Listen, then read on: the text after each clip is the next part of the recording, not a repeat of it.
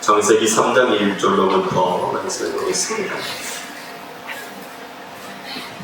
창세기 3장 1절로부터 말씀해 보겠습니다. 여호와 하나님의 지으신 들짐승 중에 뱀이 가장 간교하더라. 뱀이 여자에게 물어가로되 하나님이 참으로 너희더러 동산 모든 나무의 실과를 먹지 말라 하시더니 여자가 뱀에게 말하되 동산 나무의 실과를 우리가 먹을 수 있으나 동산 중앙에 있는 나무의 실과는 하나님의 말씀에 너희는 먹지도 말고 만지지도 말라 너희가 죽을까 하노라 하셨느니라. 뱀이 여자에게 이르되 너희는 결코 죽지 아니하리라. 너희가 그것을 먹는 날에는 너희들이 발과 하나님과 같이 되어 선악을 알 줄 하나님이 아심이니라. 여자가 그 나무를 본즉 먹음직 보암직도 하고 지혜롭게 할 만큼 탐스럽기도 한 나무인지라. 여자가 그 실과를 따먹고 자기와 함께한 남편에게도 주매 그도 먹은지라. 이에 그들의 눈이 밝아 자기들의 몸이 벗은 줄을 알고 모아가 나무 잎을 엮어 치마를 하였더라. 아멘. 할렐루야. 네, 사람이 태어나면 반드시 죽습니다. 히브리서 9장에서 말씀하고 있는 것처럼 사람이 이 땅에 태어난 것 그리고 죽는 것은 하나님께서 정해두신 뜻입니다. 그래서 이 죄 아래서 태어난 모든 인간들은 그 죄로 말미암아 죽음을 경험을 하는 것이죠. 그래서 영적인 죽음, 그 다음에 육체적인 죽음을 우리가 경험을 합니다. 죄 아래 있는 모든 인간들은 이렇게 그 육신이 전부 다 죽어서 땅에 묻히는 일이 일어나게 되죠. 사람이 죽게 되어지면 뭐라고 말을 합니까? 다른 사람에게 저희 아빠가, 저희 엄마가 어떻게 됐습니다? 돌아가셨습니다. 이렇게 말을 합니다. 그러면 여러분들이 물어야 될 것이 있어요. 뭘 물어야 되냐면 어디로 돌아가셨습니까? 라고 물어봐야 돼요. 어디로 돌아가셨을까요? 돌아갔다는 것은 어디선가 왔기 때문에 돌아가는 거예요. 네, 왔던 곳으로 가는 게 돌아가는 거잖아요. 그러면 어디로 돌아가야 됩니까? 그 돌아가는 곳이 어디입니까? 도대체? 네? 성경은 뭐라고 얘기를 하고 있을까요? 돌아갔다라고 하는 것은 사람이 썩어져서 없어져 버리는 존재가 아니라는 거죠. 그냥 그게 끝이 아니라는 얘기잖아요. 예수 그리스도를 믿는 사람들도 예수 믿지 않는 사람들도 죽으면 뭐라고 그래요? 돌아가셨다 그래요. 그리고 조금 더 유식하면 뭐라고 하죠? 소천했다고 해요. 하늘이 어떻게 했다고 하죠? 불렀다는 거지. 하나님이 불렀다는 거죠. 어쨌든 돌아가셨다라고 하는 것은 내가 왔던 곳으로 간다는 의미가 담겨져 있는 거죠. 그럼 여기 저와 여러분들도 어때요? 죽는 거죠. 지난주에도 말했듯이 납골 땅에 갔더니 젊은 사진이 걸려있는 걸 봤어요. 20대에 사망한 겁니다. 어떤 사람은 90대고 100살 때까지 살다가 죽는 사람도 있고 어떤 사람은 태어나자마자 얼마 되어지지 않아서 죽기도 합니다. 어쨌든 인간은 죽으면 돌아가는 겁니다. 돌아가는 거죠. 그래서 성경에 이렇게 말씀을 하고 있습니다.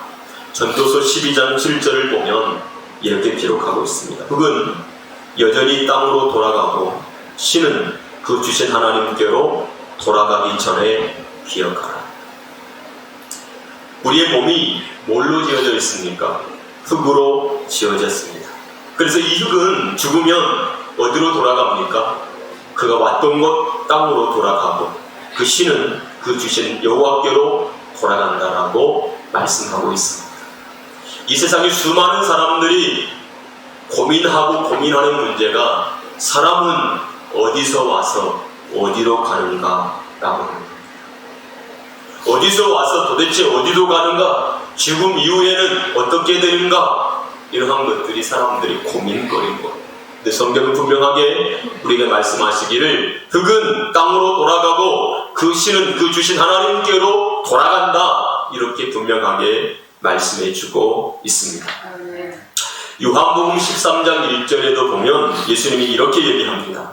6월절 전에 예수께서 자기가 세상을 떠나 아버지께로 돌아가실 때에 때가 이른 줄 아시고 세상에 있는 자기 사람들을 사랑하시되 끝까지 사랑하시니라. 예수 그리스도께서도 아버지께로 와서 다시 어디로 돌아간다고요? 아버지께로 돌아간다라고 말씀해 주고 있습니다. 그러니까 우리가 흔히 얘기하듯이 인간이 죽으면 끝이 아니라 죽음 위에 또 다른 새로운 시작이 있다는 사실을 저와 여러분들이 깨닫게 되어지기를 바랍니다. 네. 인간은 태어나면서부터 연속된 시작, 새로운 시작, 또 마침, 또 새로운 시작, 또 마침. 유치원을 가고, 초등학교를 가고, 또 중학교를 가고, 새로운 시작과 또 마침. 이것들이 계속해서 반복이 되어지듯이 우리 인간은 태어나면 반드시 어떻게 해요? 죽는다는 거예요. 그 죽음을 앞두고 있는 사람에게 뭐라고 말하죠? 우리 엄마가, 우리 아빠가 어떤 상태예요? 임종하고 있어요.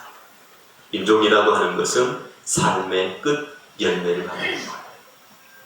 우리가 어떤 상태에서 임종을 하느냐가 너무너무 중요해요. 저와 여러분들이 신앙생활을 하면서 이 땅을 살아가면서 반드시 기억해야 될 것이 한 가지가 있는데 그게 뭐냐면 죽음이에요.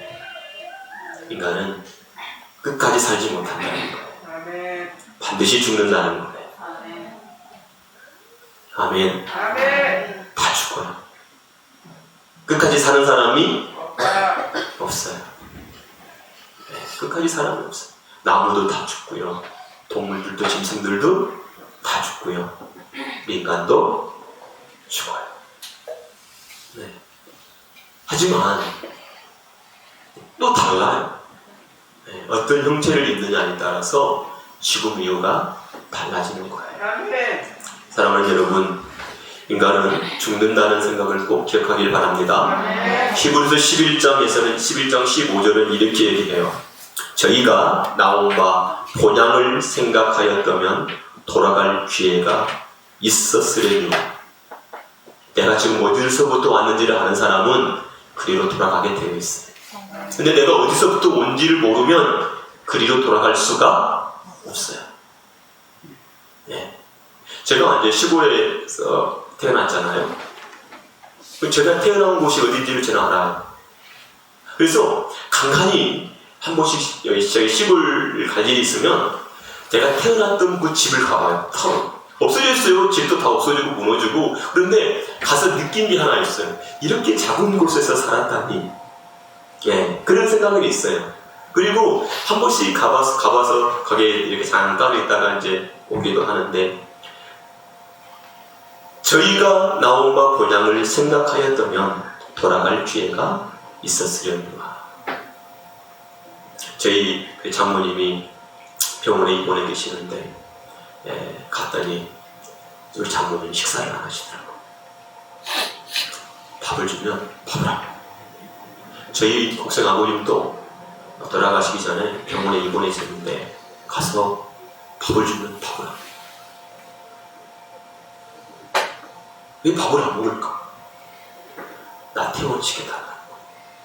아픈데, 몸이 아픈데 빨리 퇴원시켜달라는 거예요. 왜? 나 여기서 죽는 것이 아니라 내 집에 가서 죽으면 이거예요. 그래가지고 식사를 안 하시니까 저희 아버님은 퇴원시켰어요. 저희 장모님도 병원에서는 식사를 안 하시는데 집에 오니까 식사를 하고. 사람들은요, 자기가 태어난 것, 그것을 사모하게 되어 있어요. 연애라고 하는 그런 물고기는요, 자기가 태어난 곳을 어때요? 고관, 귀소문이에요. 인간은요, 하나님께로 나와서 하나님께로 가야 돼요. 근데 해결해야 될 문제가 뭐예요? 죄. 자, 16절에 11장 16절에 저희가 이제는 더 나은 본향을 사모하니 더 나은 본향을 사모하니 곧 하늘에 있는 것이라. 어디에 있대요? 하늘에. 육신의 고향이 아니고 하늘에 있는 고향, 아버지가 계시는 곳, 그것이 우리의 본향, 우리의 고향이라는 사실을 저와 여러분들이 기억하게 되기를 바랍니다. 그러므로 하나님이 저희 하나님이라 일컬음을 받으심을 부끄러워 아니하시고 저희를 위하여 한 성을 예비하셨느니라. 아멘. 그것이 바로 우리가 머물러야 될 아버지의 집인 것을 깨닫게 되어지기를 주의 이름으로 축복합니다. 근데 인간이 죄를 지었습니다. 죄를 지은 인간은 하나님을 만날 수가 없습니다. 하나님께로 갈 수가 없는 것이죠. 죄는 모든 것을 깨뜨려 버립니다. 우리나라에도 죄가 들어오면 그 죄는 우리나라를 깨뜨립니다. 가정에 죄가 들어오면 그 가정의 죄가 가정을 깨뜨려 버립니다. 사람과 사람 사이에서도 죄가 들어오면 그 죄는 모든 걸 깨뜨립니다. 우리에게도 죄가 들어오면 그 죄는 모든 것을 다 깨뜨려 버립니다. 사람이 왜 불행합니까? 죄 때문에 그렇습니다. 죄는 모든 관계, 모든 것을 전부 깨뜨립니다. 이것이 바로 죄의 특징입니다. 이 왜 그러면 죄라고 하는 것이 모든 것을 다 깨뜨려버릴까요?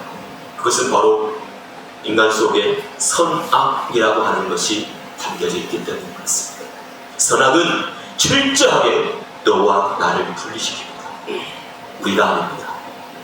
마치 좋을 때는 우리라고 여겨지지만 뭔가가 딱 틀려지면 우리가 아니에요. 너, 나 이렇게 돼요. 너와 나가 존재할 때 인간은 적이 되는 겁니다. 마치 우리라고 했을 때는 적이 아닌 것처럼 느껴져요. 그런데 어떤 이익이나 어떤 소원이나 이러한 것들이 막 들어오게 되어지면 우리라고 하는 것이 깨져가지고 너와 나가 되는 거예요. 그렇기 때문에 이 구조를 가지고 있는 인간들은요, 끝까지 우리가 될 수 없어요. 죄 아래 머물러 있는 거예요.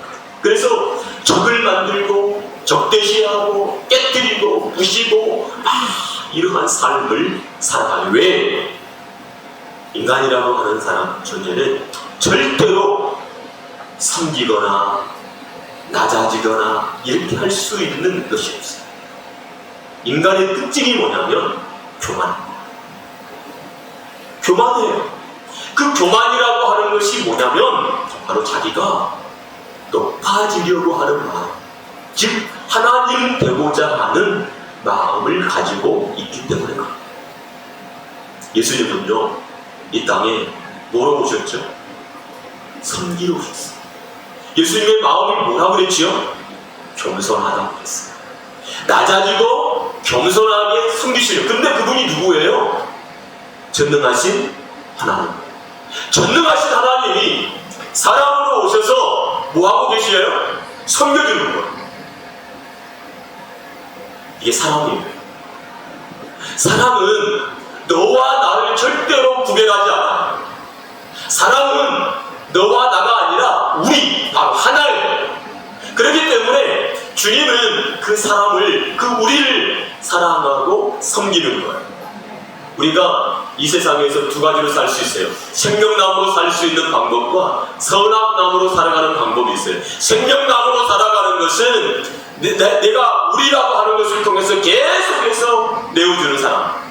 근데 선악나무로 살아가는 것은 철저하게 너와 나를 구별시켜버려요. 이게 바로 죄 아래에 있다라고 하는 특성인 것을 깨닫게 되어지기를 주의 이름으로 축복합니다. 여러분들이 너, 나 이렇게 말하는 것이 아니라 우리, 우리도 그러잖아요. 우리 교회, 우리 가족, 우리 우리나라. 그건 뭐예요? 하나만. 근데 우리라는 말을 사용하지 않아요. 그럼 어떡하죠?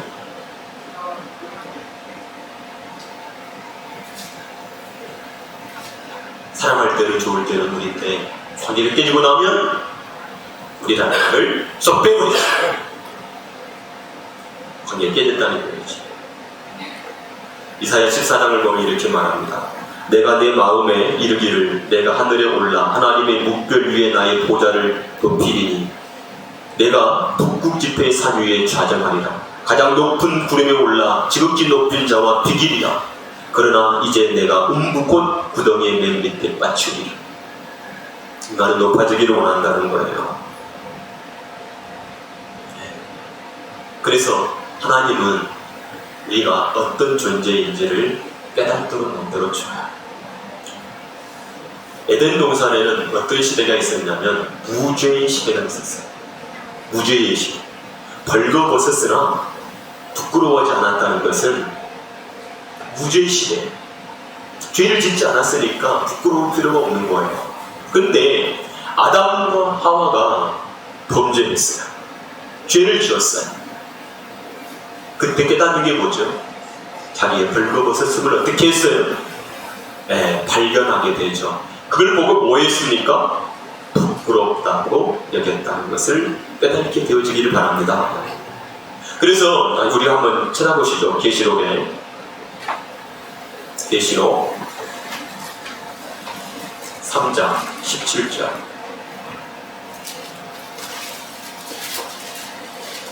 계시록 3장 17절 한번 같이 읽어봅시다. 큰 소리로 읽읍시다. 시작. 내가 말하기를 나는 부자라 부요하여 부족한 것이 없다 하나 곧 내 공고한 것과 가련한 것과 가난한 것과 눈먼 것과 벌거벗은 것을 알지 못하도다. 네가 스스로 말하기를 뭐라고 말했다고요? 나는 부자야. 나는 부요해. 부족한 게 없어. 라고 말한다는 스스로. 그런데 하나님이 그 사람의 그 정체를 분명하게 드러내시는데 이렇게 얘기해요. 시작. 내 공고한 것과 가련한 것과 가난한 것과 눈먼 것과 벌거벗은 것을 알지 못한다. 18절에 내가 너를 원하노니 내게서 불로 연단한 금을 사서 부요하게 하고 흰 옷을 사서 입어 벌거벗은 수치를 보이지 않게 하고 안약을 사서 눈에 발라 보게 하라. 내가 너를 권한다. 내게서 불로 연단한 금을 사서 내게서 주님이잖아요. 사서 부요하게 하고 흰 옷을 사서 입어라. 누구에게로부터 사야 돼요? 주님이에요. 주님께로부터 오는 믿음, 말씀. 아멘. 주님께로부터 입혀주는 흰 옷. 할렐루야. 지금 이 교회는 어떤 교회예요? 벌거벗은 교회예요. 그런데 자기가 스스로 뭐라고 생각했어요? 부요하고 부유하기 때문에 나는 벌거벗은 자가 아니라고 생각했어요. 그런데 예수님이 뭐라고 얘기했어요? 너는 벌거벗은 자야. 보지도 못한 자야. 이렇게 말하고 있는 거예요. 여러분, 내가 맞는 옷으로 나를 입혀서 나 이런 사람이야. 마치 바리새인들이 좋은 겉옷을 입고 사람들 앞에 우시대면서 긴 수를 달고 다니면서 야 우리는 거룩해 이렇게 말한단 말이에요. 근데 예수님이 그렇게 뭐라고 합니까? 이 독사의 새끼들아 이렇게 얘기한단 말이에요. 얘네들도 자기가 부유하고 부자처럼 여겼어요. 그러니까 부자와 부유한 자들은 옷을 어떻게 입고 다닙니까? 좋은 옷 입고 다녔죠. 내가 이런 사람이야 라고 얘기했겠죠. 근데 예수님이 뭐라고 했어요? 그것은 내가 너희에게 입혀줄 옷이 아니야. 그러니까 너희들은 어떤 사람이지? 벌거벗은 자야. 벌거벗었음에도 불구하고 뭔지를 몰라. 벌거벗은지를 몰라. 그러니 어떻게 부끄러움을 알지 못하죠. 여러분, 우리의 옷은 예수 그리스도께서 입혀주신 옷이어야 된다고요. 할렐루야. 그 옷밖에 없어요. 구약 성경 내내에도 어떤 옷을 말하고 있냐면 옷에 대한 이야기를 하고 있어요. 룻기 3장 9절을 보면 보면 이렇게 얘기합니다. 가로되 내가 누구뇨? 대답하되 나는 당신의 시녀 루시오니 당신의 옷자락으로 시녀를 덮으소서. 당신은 우리 기업을 물을 자가 되매니이다. 보아스는 예수 그리스도를 상징하고 있는 거예요. 루스는 누구죠? 우리를 상징하고 있어요. 그 옷자락으로 그 덮을 때 그 가리워지는 거란 말이에요. 에스겔 16장 8절에도 내가 내 곁으로 지나며 보니 내 사랑스러운 데라 내 옷으로 너를 덮어 벌거벗은 것을 가리우고 내게 맹세하고 언약하여 너로 내게 속하게 하였느니라. 옷을 입혀주시는 하나님이시죠. 호세아 2장 9절에도 말하고 있어요. 그러므로 그 시절에 내가 내 곡식을 도로 찾으며 그 시기에 내가 내 새 포도주를 도로 찾으며 또 저희 벌거벗은 몸을 가리울 내 양털과 내 삶을 빼앗으리라. 네. 히브리서 4장 13절에는 보십시다. 히브리서 4장 13절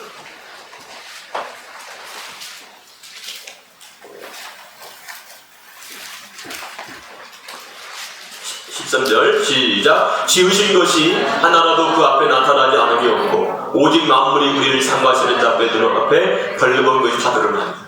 주님은 그렇게 하시는 분이십니다. 자, 그래서 계시록 16장 15절에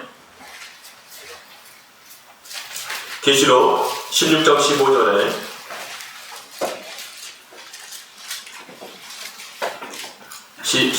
시작. 보라 내가 도적같이 오리니 누구든지 깨어 자기 옷을 지켜 벌거벗고 다니지 아니하며 자기의 부끄러움을 보이지 아니하는 자가 복이 있도다. 다시 한번 읽어봅시다. 시작. 보라 내가 도적같이 오리니 누구든지 깨어 자기 옷을 지켜 벌거벗고 다니지 아니하며 자기의 부끄러움을 보이지 아니하는 자가 복이 있도다. 아멘. 여러분, 우리는 옷을 입고 다녀야 돼요. 무슨 옷이냐면 바로 예수 그리스도께서 입혀주신 옷이에요. 마치 아담과 하와가 가죽 옷을 입었듯이, 하나님이 입혀주신 옷을 입었듯이 우리도 예수 그리스도께서 입혀주신 옷을 입어야 돼요. 벌거벗고 다니지 아니하며, 벌거벗었다는 것을 아는 것이 바로 하나님의 은혜예요. 그리고 우리가 구해야 되는 거예요. 하나님 나를 옷을 입혀주세요 하는 거죠. 계시록 7장 9절을 보면 계시록 7장 9절 시작. 이 일 후에 내가 보니 각 나라와 족속과 백성과 강원에서 아무나도 능히 셀 수 없는 큰 무리가 무슨 옷을 입었어요? 흰 옷을 입고 손에 종려 가지를 들고 보좌 앞과 어린 앞에 섰다. 무슨 옷을 입었습니까? 흰 옷. 예.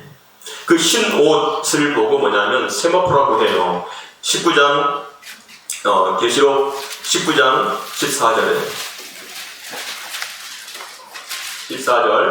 시작. 하늘에 있는 군대들이 피고 깨끗한 세마포를 입고 백마를 타고 그를 따른다. 무슨 옷이에요? 세마포. 그 위에 13절에 보면 이게 뭔지를 분명하게 가르쳐줘요. 시작. 또 그가 피 뿌린 옷을 입었는데 그 이름은 하나님의 말씀이라 칭하더라. 뭡니까? 하나님의 말씀이에요.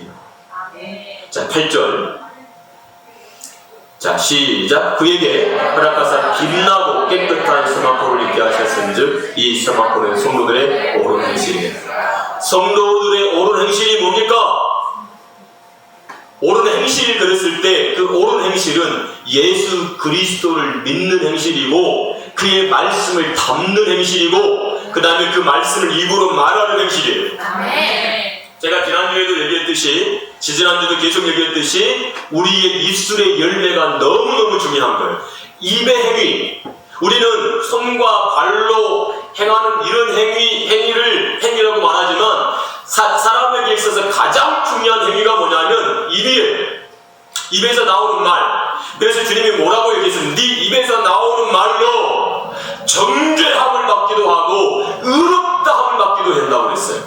그러면 내 속에 있는 것이 어디로 나오죠? 밖으로 나오는 거예요. 여러분, 내 속에 없는 것이 바깥으로 나올 수가 없어요. 그렇기 때문에 내 속에 있는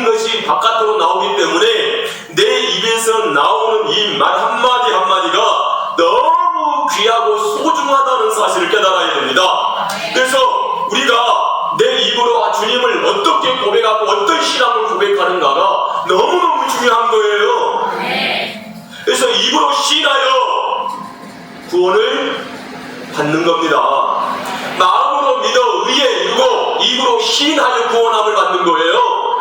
여러분, 그래서 우리가 이 예배하는 이 시간은 우리 입으로 시인하는 시간이잖아요. 내 입으로 시인하는 시간이 이 예배 시간에 이루어져요. 찬양으로 시인하고 기도로 시인하고 말씀을 들으면서 시인하는 거예요. 그러니까 이 시간 예배하는 이 시간 내 입으로 시인하면서 하나님께서 나에게 주신 은혜를 막 선포해 나간다고요. 그래서 하나님께 영광이 되어지는 거예요. 여러분, 여러분들의 입술에서 나오는 이 신앙의 고백이 정말 강하고 확신 넘치게 선포할 수 있는 하나님의 사람들이 되어지기를 주의 이름으로 축복합니다. 그래서 막 기쁨으로 찬양하고 기쁨으로 기도하고 하나님 말씀을 받고 할렐루야, 이런 성도들 되어지기를 주님의 이름으로 축복합니다. 아멘. 바로 진리라고 하는 옷으로 입혀지는 것을 말하고 있고, 그 진리라고 하는 옷이 입혀졌을 때 우리의 입에서 뭐가 나가게 됩니까? 진리가 선포되어진다는 사실을 꼭 깨닫게 되어지기를 주의 이름으로 축복합니다.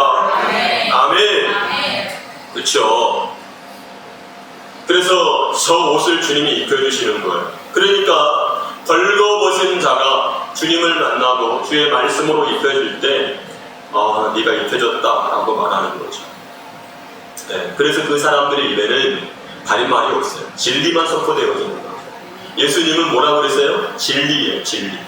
다른 말이 없어요. 오직 진리만 나오는 거예요. 바리새인들은요, 겉을 상대해요. 그리고 뭐라고 그래야죠? 바리새인들은 의식하기 뭐예요? 야, 여기 예루살렘 성벽이 있어요.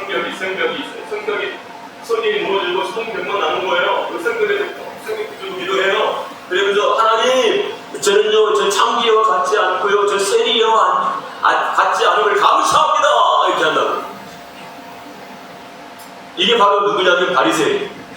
자기 속은 더러운 것으로 가득 채워져 있는데, 하나님, 저는요, 저 바리새인과 같지 않아서 감사하고요, 저기 세리와 같지 않아서 감사해요 하고 바깥에서 자기 의로움을 찾는 거예요.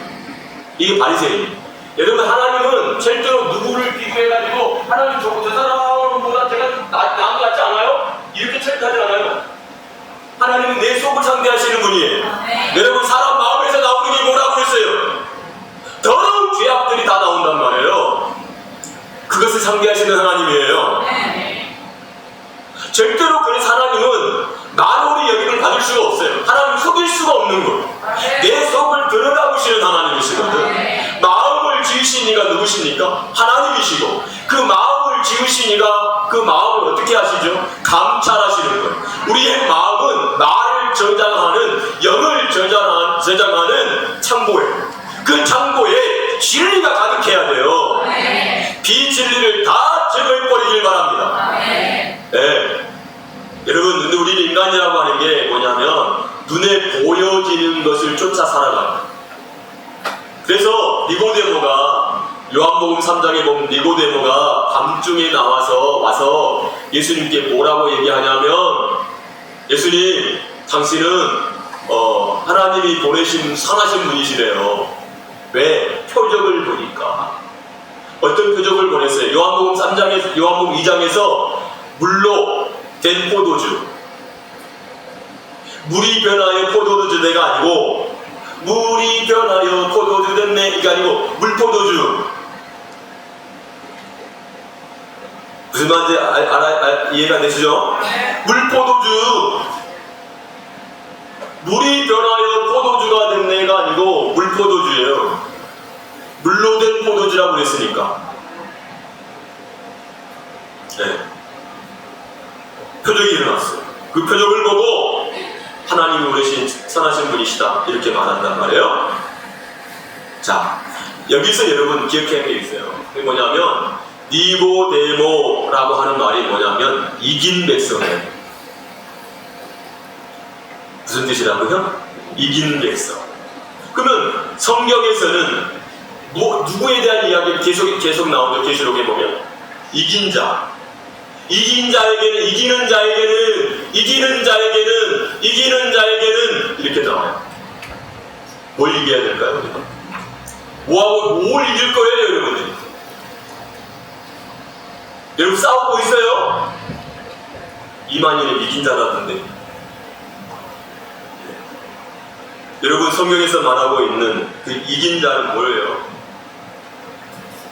뭘 이겨야 돼요? 따라서 보시기 바랍니다. 율법에서 승리한 백성. 네. 율법을 정복한 백성이에요. 그게 이긴 자예요. 자, 이 바리새인은 분리주의자라고 했잖아요. 그래서 바깥과 안을 이렇게 할 때 이 바깥과 바리새인과 세리와 같지 않냐다, 그런 얘기를 하는 거예요. 자, 근데 보세요.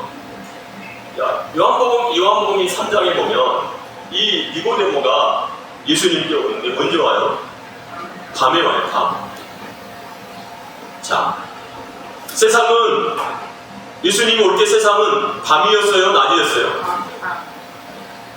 왜 밤이에요? 무슨 빛이 없어요?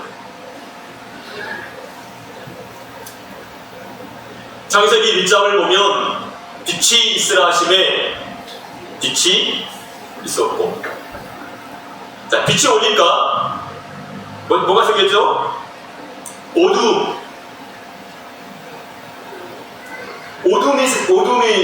어둠과 이제 낮 이렇게 생겨나잖아요.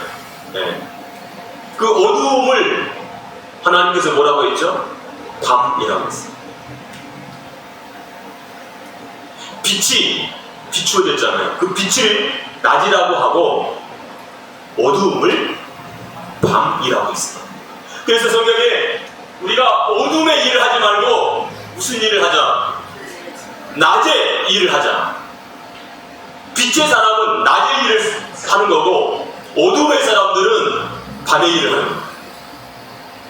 니고데모가 밤에 예수님을 찾아왔다는 것은 당신은 밤의 사람입니다 라고 하는 뜻이에요.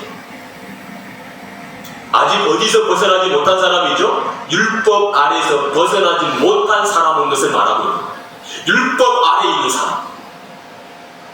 그래서 행함으로 살아가고 있는 사람. 그래서 그 행함을 통해서 자기가 의롭다고 뭐 하는 사람이죠? 나타내는 사람. 그래서 자기가 어떤 사람이야? 바리새인이고 유대인의 반원이야. 엘리트잖아요? 그 예수님께서 뭐라고 그래요? 예수님은 누구라고 해요? 라보니요, 랍비요, 이렇게. 랍비요라고 하는 말이 선생님. 여러분, 성경에서 예수님을 고백하는 방법이 있어요. 예수님을 고백하는 방법이 뭐냐면, 랍비로 여기는, 랍비라고 하는 것은 말씀을 가지고 그 말씀을 나타내는 사람이에요. 그 랍비가. 그런데, 사도 베드로를 보면, 그 베드로는 예수님을 만나고 난 다음에 뭐라고 하죠? 주여 나를 어떻게 하세요? 떠나서서 나는 죄인입니다. 이렇게 고백해요. 여러분, 선생으로 고백하는 것과 주로 고백하는 것이 어때요? 이건 완전히 다른 거예요. 여러분, 선생이라고 하는 것은 가르침을 배우는 것이지만 예수님을 보고 예수님은 나의 주인입니다 라고 하는 것은 내가 누구에게 속해버렸다는 거예요? 주께 속했다. 여러분, 우리가 예수님을 보고 주님이라고 말하는 것은 내가 주님에게 속해버렸습니다. 아멘. 주의 사람입니다. 아멘. 주의 뜻대로 삽니다. 아멘. 이렇게 되는 거예요. 아멘. 근데 예수님이 선생님이요 라고 말하는 것은 뭐예요? 그래서 우리가 예수님을 바라보면서 주여 주여 주여 하는 것은 내가 주님께 속해 있습니다. 나는 주의 것입니다. 주님의 다스림을 받습니다. 주의 통치를 받습니다. 이 얘기예요. 그러면 우리는 범사에 뭐 해야 돼요? 주님께 물어야죠. 주인님, 내가 뭐 어떻게 해야 되죠? 어떻게 살아야 되죠? 어떻게 하면 좋을까요? 물어야죠.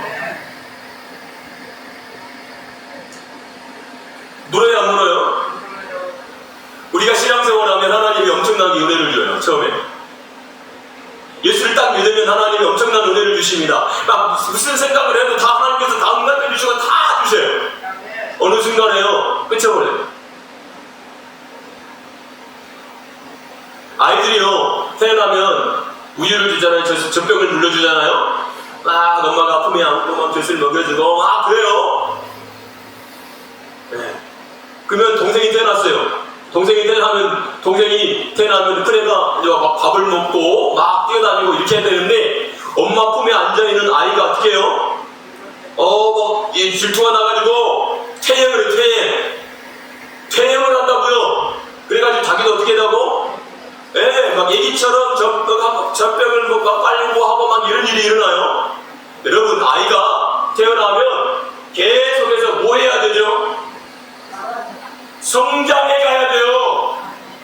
예수님의 어린 시절처럼 성장해야 돼요. 영과 혼과 몸이 전인적인 하나님의 사람으로 성장해 나가야 되는 거예요. 예수 믿는 하나님의 사람들이 예수 믿게 태어났어요. 태어났어. 그러면 그냥 갓난아이야. 그냥 자녀뿐이지 갓난아이라고요. 아무것도 없어요. 그럼 이 아이가 어떻게 해야 돼요? 성장해 가야 되는 거예요. 성장. 그러면 사람이 뭘 먹어야 성장을 하죠? 먹지 않으면 죽어요. 그냥 우리 육신도 그냥 먹지 않으면 죽어버려. 그럼 우리 영이라고 하는 것이 성장을 해야 돼. 우리 영은 뭘로 성장해야 하냐면 하나님의 말씀을 먹을 때 성장하는 거예요. 성장이 말씀으로 은혜 받아야 성장하는 거예요. 말씀으로 계속해서 입혀져야만 성장하는 건데 그 하나님의 말씀을 멀리하고 떠나버리면 성장이 됩니까? 하나님은 우리에게 장가든데요. 하나님이 우리에게 말씀하시기를 내가 너에게 장가들 거야. 그러면 하나님이 신랑이라는 얘기고, 그럼 누구에게 장가를 드는 거죠? 신부에게 장가를 드는 거예요. 그 신부면 그러면 뭐 태어나자마자 신부가 되나요? 신부로 어떻게 가야 되죠? 그쵸? 준비해서 가야죠. 그 신부로 성장해서 가야죠. 단장되어져 가야죠. 그래서 우리가 신부로서 준비되어져 가는 것이 바로 계속해서 말씀을 먹으면서 그 열매, 신부로서 준비되어져 가는 과정이에요. 그런데 우리가 신앙생활을 하면서 준비 안 해. 은혜 받을 생각을 안 해. 말씀으로 내 속사람을 채워가려고 하지 않아요.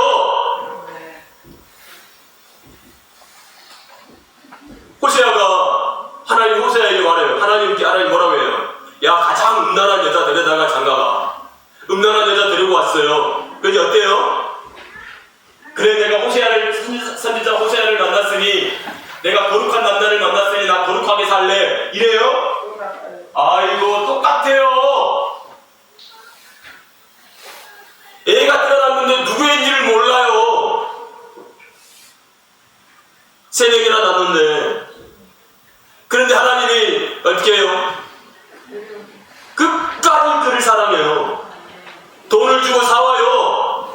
격렬하게 해요. 야, 우리만 사랑해야지 하자. 이렇게 만들어줘요. 사랑하는 여러분, 성도들은 신부로 단장되어져 가야 되는 거예요. 거룩해져야 간다고요. 우리의 겉만 막 화려한 그런 게 아니에요. 그걸 보는 게 아니잖아요. 바리새인처럼 보는 게 아니잖아요. 하나님은 우리의 속사람을 상대하잖아요. 네. 그래서 진리의 옷으로 입혀지는 성도들이 되어야 한다는 거예요. 그래야 어둠의 일을 벗어버리고 낮의 사람으로 살아가는 겁니다. 낮의 사람으로. 맨날 밤이 사람이 되니까 말씀이 들어와서 그 사람을 변화시키지 못하니까 끊임없이 뭐로 생각해요? 나만 생각하는 거예요. 그러니까 여러분 조금 여기 있잖아요. 어렸을 때는 시간이 어려서 막 엄마가 아이에게 막 원하는 대로 다 주죠. 뭐든지 다 줘야죠. 똥 쌌으면 똥기저귀 갈아줘야지. 그 다음 막 배고프다 그러면 밥 줘야지. 우유 줘야지. 놀아달라고 하면 놀아줘야지. 안아달라면 안아주지. 어디 나가자 그러면 나가주지. 어떻게 해요? 야식게 때가 맞춰서 밥을 먹어가지고 이래요? 다 맞춰줘요. 우리도 갓 태어나면 하나님이 그렇게 은혜를 주세요. 그러면 그게 너무 좋은 거야.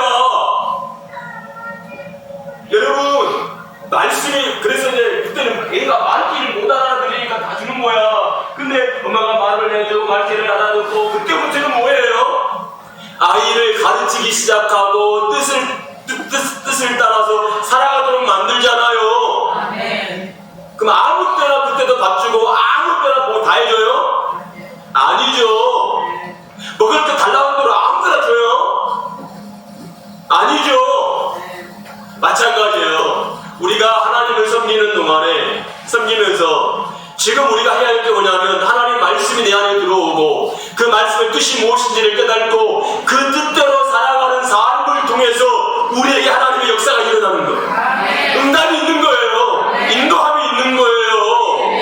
그런데 그렇지 않으니까 아무리 내가 어렸을 때 막 신앙생활 했을 때 그런 감정과 마음을 가지고 하나님 앞에 막 오늘도 하나님께서 응답해 택도 없죠. 육신의 정욕을 쫓아 살아가는 그 사람이 어떻게 응답이 있겠어요? 없죠. 근데 우리는 계속해서 그 향수를 가지고 살아. 저도 신앙생활 하면서 빠졌어요. 하나님께서 막 신앙생활 하자마자 막 은혜를 부어주시는데 막 폭발적인 은혜를 막 부어주시는 거예요.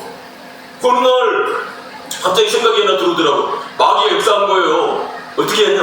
나는 기도 안 해도 하나님 다 응답해 주시겠네. 이 생각이 딱 들어가지고 기도를 안 했어요. 아니 그렇다면 하나님이 다 아시는 하나님이 막 주시겠지. 기도 안 해버려. 응답이 하나도 없어요. 그때부터 깨닫기 시작했어요. 하나님께 기도해야 되는구나. 어떻게 기도해야 되는 이제는? 하나님의 뜻대로 구하는 삶을 살아야 되는구나. 그걸 알게 됐죠. 말씀이 없을 때는 막 육신의 정욕으로 구하게 보여요. 근데 은혜 받고 말씀이 들어오기 시작하면 그때부터 말씀을 붙들고 기도하기 시작하는 거예요. 그러면 거기에 하나님의 역사하기 시작하고 응답해 주시고 인도하시는 거예요. 밤의 사람은요 절대로 낮의 일을 알지 못해요. 니고데모는요 밤의 사람이에요. 그래서 이 밤의 사람은 하나님의 나라를 보지 못해요. 거듭나지 않은 하나님 나라를 볼 수 없고 들어갈 수 없다고 그러죠. 볼 수 없다는 이야기는 뭐냐면 하나님의 통치를 알지 못한다 그 말이에요. 예수 믿지 않는 사람들이 예수 믿는 사람들을 향해서 하나님의 통치와 다스림을 압니까? 절대 몰라요. 예수 믿는 사람들은 하나님의 통치와 다스림을 압니까? 모릅니까? 알죠? 여러분들이 지금도 하나님의 통치와 다스림을 알고 있다면 여러분들은 낮의 사람이에요. 밤의 사람은 알지 못해요. 그래서 빛이 오기 전에 복음의 광채가 오기 전에 절대로 그 어둠에서 벗어날 수가 없습니다.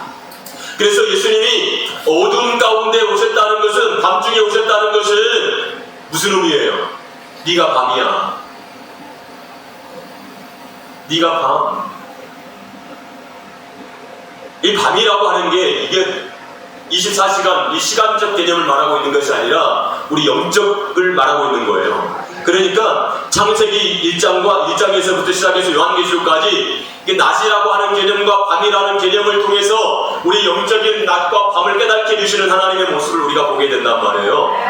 네. 유대인들이 성경을 읽을 때 디아스포라들이 성경을 읽을 때 어떻게 읽냐면